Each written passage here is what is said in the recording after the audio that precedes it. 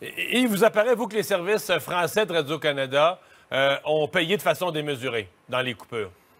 Bien évidemment, puisqu'on coupe le même nombre d'employés dans le réseau français que dans le réseau en anglais, mais ce ne sont pas les mêmes budgets et surtout, ce ne sont pas les mêmes problèmes. Le problème origine du réseau CBC, qui est en chute libre.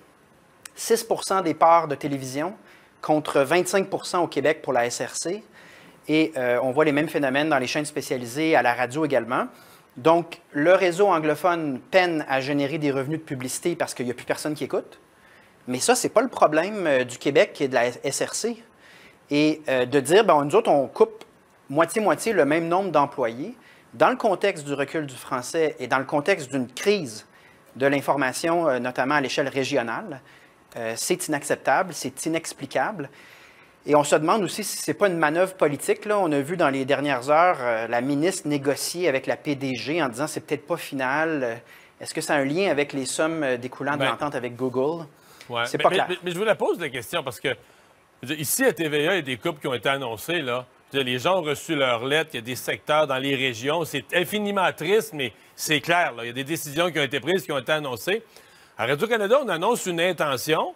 Mais pour aller chercher des budgets, pour éviter, parce que là, il y a un programme de coupe. Hier, la ministre a dit « Ah, mais c'est pas encore fait à Radio-Canada. » Est-ce que c'est juste de la politique pour éviter de se faire couper de l'argent? Est-ce qu'on fait peur? Est-ce que on insécurise tous les employés, mais est-ce que c'est un fantôme là, pour faire peur, un épouvantail? Je me suis posé exactement la même question que vous. Parce que c'est très difficile à suivre. Mais évidemment qu'a priori, la première intervention, c'est de dire si vous coupez autant au Québec que vous coupez dans le reste du Canada, alors que le problème vient du côté CBC, c'est parfaitement injuste et ça nuit à une situation déjà fragile sur le plan. Mais non, il y a peut-être une manœuvre politique dans cette histoire-là. Dans tous les cas, c'est mal fait et je pense que la ministre doit faire ses devoirs mieux que ça. Il y a quand même une inquiétude là, qui rejaillit tout de suite sur la question de l'information en région. Ce matin, j'entendais dans un de nos reportages, là, dans l'émission du matin, un reportage en direct du Saguenay-Lac-Saint-Jean, une porte-parole dire, écoutez, dans la région, c'est la 5e fois dans l'année, dans les 12 derniers mois, c'est la 5e fois qu'il y a une annonce en matière potentiellement de réduction de nos nouvelles régionales. Pour une même région en un an. C'est un service essentiel. Il n'y a pas de démocratie s'il n'y a pas d'information. Et il y a une injustice régionale épouvantable si certaines régions n'ont plus ces services de base-là. Mais pour la SRC spécifiquement, je réitère là, ce que le Parti québécois a toujours dit. Dans un Québec indépendant, on ne serait pas pris à toujours se défendre contre des injustices qui sont décidées à partir de Toronto ou d'Ottawa.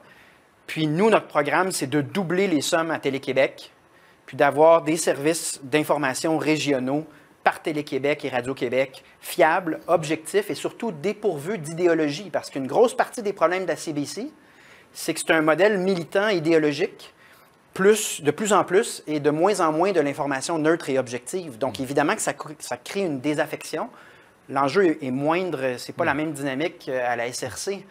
Mais nous, on veut notre propre réseau d'information publique québécois qui ne compétitionne pas non plus avec le réseau privé, donc qui ne serait pas dans les publicités. Ça donnerait un peu d'oxygène au privé et ça nous garantirait un service régional dans chacune des régions. C'est faisable si on cesse d'envoyer notre argent à une CBC qui est remplie de dérives. Là. On parle souvent de la CBC dans les dernières années.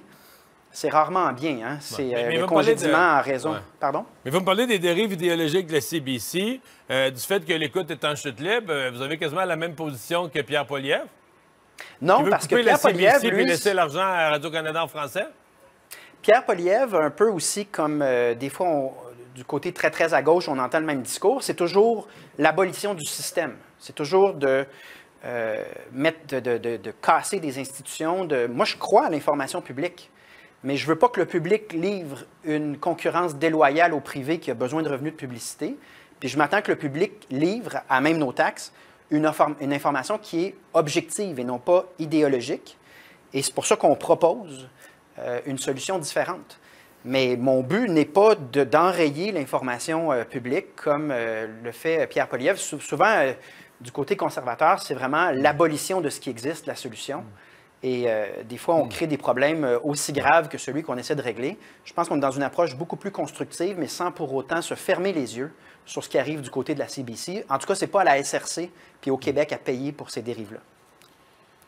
Qu'est-ce que vous avez pensé de ce sondage d'Angus Reid hier qui place maintenant François Legault plutôt que plus populaire de tous les premiers ministres du Canada, le moins populaire de tous les premiers ministres du Canada? Comment vous l'expliquez? Bien, vous savez, je suis assez prudent dans le commentaire des sondages en général. Imaginez lorsque c'est un sondage qui porte strictement sur François Legault, sur le premier ministre, je vais lui laisser le soin de commenter, de tirer ses conclusions. Je pense que je vais me limiter à ça pour un sondage comme celui-là. Déjà qu'en général, vous me connaissez, je n'ai pas tendance à commenter outre mesure là, ces dynamiques-là, mais minimalement, on peut dire qu'il y a une volonté de changement qui s'exprime. Une proposition du Parti québécois, c'est qu'il y a un remaniement ministériel à la CAQ. Ça fait 4 fois qu'on le dit. En disant au moins brassez les cartes, là, prenez acte du fait que dans plusieurs ministères, ça ne roule pas. Les problèmes, les crises, ça craque de partout à plusieurs endroits. Au moins démontrer qu'il y a une volonté de changer et de brasser les cartes, ce qu'on n'a pas obtenu encore à ce jour. Paul Saint-Pierre Plamondon, merci beaucoup. Au revoir.